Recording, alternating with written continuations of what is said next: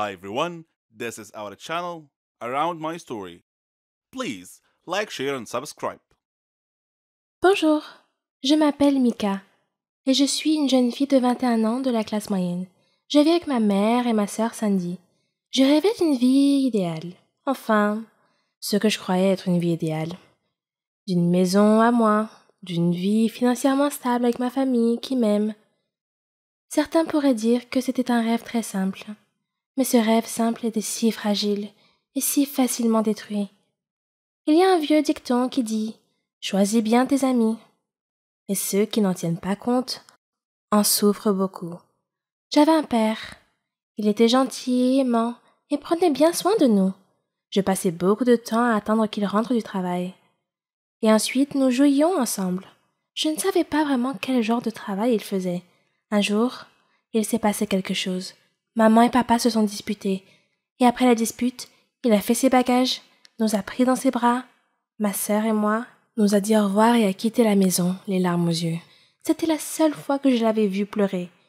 Nous avons demandé à maman pourquoi papa nous avait quittés, mais elle ne l'a jamais dit. Par la suite, maman nous a beaucoup soutenus. Elle travaillait dur tout le temps, et elle était toujours là pour nous. Elle était une couturière très talentueuse, et tous nos voisins aimaient son travail. Elle a commencé avec une seule machine à coudre dans notre maison, mais son entreprise s'est progressivement transformée en un atelier avec 5 autres couturières qui travaillaient pour elle. Nous vivions mieux qu'avant. Nous n'étions pas riches, loin de là, mais notre vie était plutôt agréable. Mon histoire commence avec une fille nommée Sophie. C'était ma meilleure amie. Lorsque la famille de Sophie a emménagé dans mon quartier, sa mère a été la première à rejoindre la mienne, lorsque notre entreprise a commencé à se développer. Par conséquent, Sophie et moi avons passé beaucoup de temps ensemble, devenant peu à peu les meilleures amies du monde. Elle avait à peu près mon âge et m'adorait tellement qu'elle copiait tout ce que je faisais. Je pensais qu'avoir une mère amie comme elle était la meilleure chose qui me soit arrivée. Comme j'avais tort. Comme je le disais, elle faisait tout ce que je faisais. Mes loisirs, mes intérêts, mes peintures. Elle achetait même les mêmes jouets que moi et parlait à ma mère de la même façon. Même ma sœur Sandy a remarqué le comportement de Sophie. Elle pensait qu'elle m'imitait parce qu'elle m'aimait bien. J'ai raconté à Sandy que lorsque j'ai présenté Sophie à tous mes amis, au début elle était très timide et mes amis ne l'aimaient pas beaucoup. Mais après peu de temps, il semblait que tous mes amis s'étaient rapprochés d'elle et s'étaient éloignés de moi. Puis un jour, un nouvel élève nommé Pedro est arrivé dans notre école et dans ma vie. Toutes les filles l'aimaient bien. Il était intelligent, beau et faisait de la boxe. Lors de la cérémonie de remise des diplômes, Pedro m'a demandé en mariage. J'étais extrêmement heureuse. J'ai annoncé la nouvelle à Sophie. Elle m'a félicitée avec un sourire discret. J'étais un peu déçue par sa réaction sans joie. Et quand je lui ai demandé qui elle rêvait d'épouser, elle m'a répondu que son futur mari devait être super génial et devait la mériter. Puis elle s'est mise à rire. J'étais loin de me douter de ses intentions à ce moment-là. Pedro et moi nous sommes mariés et nous étions heureux, si seulement les choses s'étaient arrêtées là.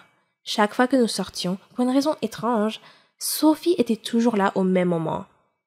Elle prenait toujours l'air surpris, et elle se joignait à nous sans invitation. Elle avait l'air très sage et très cultivée. Pour ne rien arranger, Pedro a commencé à me demander de l'inviter à nous accompagner chaque fois que nous sortions.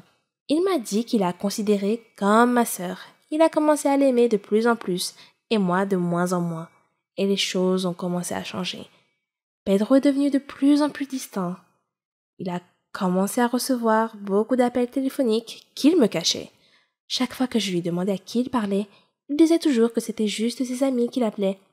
Et un jour, il a reçu une offre d'emploi qui l'obligeait à faire de nombreux voyages d'affaires dans une autre ville. Il a accepté l'offre sans même me consulter. Je lui dis que j'avais beaucoup d'inquiétudes à ce sujet, mais son attitude semblait un peu indifférente. Il a dit qu'il ne pouvait pas refuser une offre comme celle-là, que c'était pour le mieux. J'avais l'impression que ma vie s'écroulait. J'ai appelé Sophie, je voulais lui parler. Mais sa mère a répondu au téléphone et m'a dit qu'elle avait trouvé un emploi et a déménagé dans une autre ville. J'étais un peu bouleversée. Comment pouvait-elle partir sans me le dire, ni même me dire au revoir? Pedro a commencé son nouveau travail. Il a commencé à voyager beaucoup. Quelques mois plus tard, j'ai commencé à me sentir mal. Je suis allée voir le médecin et j'ai découvert que j'étais enceinte. C'était une belle surprise. J'étais si heureuse. Mais apparemment, Pedro ne l'était pas. En fait, il était tellement pas content qu'il m'a dit de me faire avorter. Je ne pouvais pas croire ce que j'entendais. Il n'était plus la personne que je connaissais. Nous avons eu une grosse dispute et j'ai décidé de quitter la maison. J'ai appelé Sophie et lui ai demandé de venir vivre avec elle, temporairement. Quand je suis arrivée chez elle, elle a vu que j'étais enceinte et elle était choquée. Tout comme Pedro.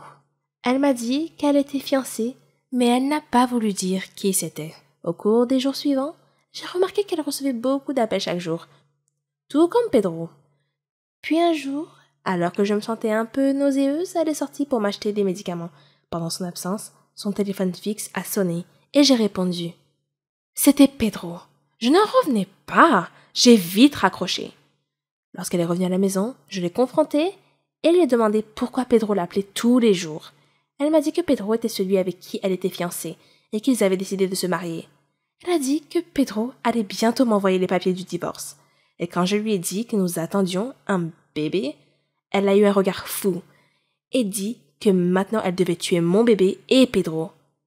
Elle me prit par surprise et me frappa à la tête avec un fer à repasser. Et je suis tombée. Elle s'enfuit et me laissa étendue sur le sol, saignant et criant à l'aide. Des voisins sont venus et m'ont emmenée à l'hôpital. Ils m'ont sauvée, mais pas le bébé. Il m'a fallu 2 ans pour me réveiller de ce cauchemar, et j'ai décidé qu'il était temps de prendre ma revanche sur Sophie. Je suis allée chez elle, et je l'ai surveillée avec Pedro pendant quelques jours. Apparemment, ils s'étaient mariés, et avaient un enfant maintenant. Puis j'ai décidé de passer à l'action. Quand elle est allée au supermarché avec son bébé, je l'ai suivie. Et pendant qu'elle était distraite, je suis arrivée par derrière, j'ai pris l'enfant dans le chariot et j'ai couru. La vengeance était la seule chose à laquelle je pensais. Elle a couru après moi en criant que quelqu'un avait pris son enfant. J'ai commencé à traverser la rue en courant, mais j'ai été imprudente et j'ai couru devant une voiture qui n'a pas pu éviter de me percuter. Quand je me suis réveillée, j'étais allongée dans un lit d'hôpital. Maman était assise à côté de moi et pleurait. Étrangement, Sophie était assise à côté d'elle, désemparée et pleurant elle aussi. À travers les larmes, Sophie m'a dit que le bébé que je lui avais volé était mort dans l'accident de voiture, mais qu'il n'était pas le sien au départ. C'était le mien. Elle m'a raconté comment elle avait conspiré avec les médecins et comment ils avaient vécu heureux comme une famille de 3 pendant 2 ans. Elle a négligé un petit détail. Ce que j'avais fait pour mériter tout ce qu'elle m'a fait. Ce qui est agréable avec la réussite, c'est de voir tous vos amis et votre famille être si fiers de vous et de vos réussites. Ce respect et cette appréciation mutuelle sont le fondement de la véritable amitié. Mon histoire parle de succès et d'amitié et aussi quand 2 amis deviennent incompatibles et ne vont plus de pair. Je m'appelle Chérie et j'ai 21 ans.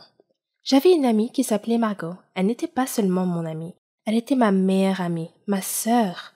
Elle était tout pour moi. Nous étions semblables à bien des égards, même dans nos passe-temps et nos rêves. Après la mort de mon père, maman et moi avons déménagé dans le quartier de Margot, car sa mère était la meilleure amie de ma mère. Je n'avais que 3 ans à l'époque, alors Margot et moi avons pratiquement grandi ensemble. À l'école, nous partagions les mêmes classes, étudions ensemble et faisions même équipe dans les labos. Elle et moi rêvions toutes deux de devenir pharmaciennes. J'ai eu du mal au lycée, mais je m'en suis sortie grâce au soutien et aux encouragements de Margot. Je n'avais pas autant de liberté et d'indépendance qu'elle, car ma mère me surprotégeait. C'est à ce moment-là que mon histoire a vraiment commencé. Lorsque j'ai décidé de m'inscrire à la faculté de pharmacie, Margot m'a demandé pourquoi j'avais choisi cette spécialité. Je lui ai répondu que mon père était mort d'une maladie maligne, incurable, et que mon rêve était de trouver un remède à cette maladie pour sauver des vies. J'ai étudié dur et je me suis inscrite avec succès à la faculté de pharmacie. Margot était très heureuse pour moi et elle m'a promis de rester concentrée sur la découverte du remède contre la maladie mortelle que je cherchais si passionnément. Je lui ai demandé de rester à mes côtés à tout instant, ce qu'elle a fait avec plaisir. La faculté de pharmacie se trouvait à l'étranger, donc hors de mon pays. Je serais indépendante et libérée du contrôle étouffant de ma mère. Franchement, j'avais hâte d'y être. Margot et moi avons trouvé un endroit où loger près de la faculté, dans une auberge de jeunesse avec un groupe de filles de différents pays. Contrairement à moi, Margot a pu facilement se lier d'amitié avec elle. Nos études n'ont pas été faciles au début, mais nous avons travaillé dur et nous nous sommes débrouillés. J'étais tellement excitée de me plonger dans mes recherches et d'en apprendre le plus possible. J'interrogeais constamment les instructeurs et les médecins pour élargir mes connaissances. C'était mes débuts, et Margot est restée à mes côtés tout ce temps. Finalement, nous avons été diplômés de la faculté et avons entamé nos carrières. J'ai commencé dans une entreprise pharmaceutique et elle dans une autre. Nous étions maintenant des concurrentes en quelque sorte. Pour préparer mes recherches privées, j'ai loué un appartement près de mon entreprise. Margot a fait de même près de son entreprise. Elle me demandait toujours comment se passaient mes recherches. Elle savait que j'essayais de développer un antibiotique pour guérir la maladie mortelle de papa. Mais ce n'était pas facile, car le système immunitaire de l'organisme attaquait l'antibiotique et le détruisait avant qu'il ne puisse détruire les cellules malades. Je devais découvrir une substance neutre que le système immunitaire n'attaquerait pas, afin que le médicament puisse pénétrer dans l'organisme suffisamment loin pour trouver et détruire les cellules malades par des interactions chimiques. Mon premier travail de recherche a été rejeté. Mais j'ai continué à essayer, et à chaque tentative, je découvrais quelque chose de nouveau. À cette époque, Margot était également occupée par son travail. Un jour, elle m'a appelée. Elle pleurait parce qu'elle avait été renvoyée de son travail. Il l'accusait d'avoir volé une étude importante. Je lui ai dit qu'elle était tellement compétente dans son travail qu'elle ne devait pas être triste, mais plutôt essayer de trouver un emploi dans mon entreprise. Je lui ai dit que je la recommanderais à mon directeur. Elle m'a serré dans ses bras et m'a beaucoup remerciée en disant « Tu es vraiment la meilleure amie du monde, chérie !» Le lendemain, j'ai parlé de Margot à mon directeur et lui ai dit qu'elle cherchait un emploi et qu'elle attendait dehors. Il lui a fait passer un entretien et lui a donné un emploi. J'étais tellement heureuse qu'elle et moi travaillions dans la même entreprise. Margot a continué à me poser des questions sur mes recherches et je lui ai donné des nouvelles de temps en temps.